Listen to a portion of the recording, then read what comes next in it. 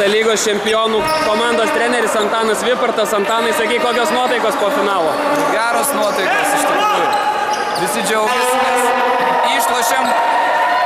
išlošėm vienu metimu. Tai iš tikrųjų nežinau, ar sekasi geresniem čia, tegul sprendžia sirgaliai, bet manau gerai šį sezoną žaidėm ir daug pastangų įdėjom ir analizavom priešininkus, ko kiti nedarė galbūt ir gal dėl to fortūna mūsų pusė. Papasakok apie Steko kelią iki čempionų taurės, nuo ko viskas prasidėjo, kaip keliavot iki to?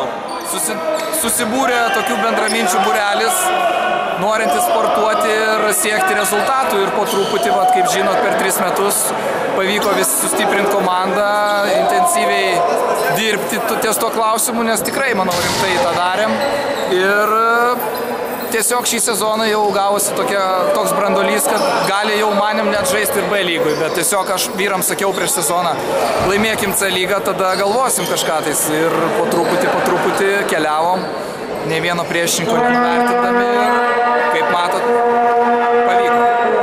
Papasakok dabar apie komandos planus, ką kitą sezoną planuojate, ar keliausit į B lygą? Jau krepšininkai šnipždasi, kad jau nori, bet kol kas dar sunku pasakyti, nes reikia pradžiai su žmonėm pasišnekėti, ar jie iš tikrųjų linkę dar labiau tobulėti, nes B lygoje yra visai kitas žaidimas ir tada reiktų dar stiprinti komandą, bet tikrai, manau, galvosim apie šitą, nes žiūrovams smagu žiūrėti varžybas prieš geresnės komandas, o ne tokias, kai 30 taškų laimėti, tai bandysim galvoti. Tai dabar paskutinis žodis komandoje, sirgaliam. Noriu visiems labai padėkoti, kurie prisidėjo, ypatingai sirgaliams, kurie ateidavo net į išvykas mūsų palaikyti.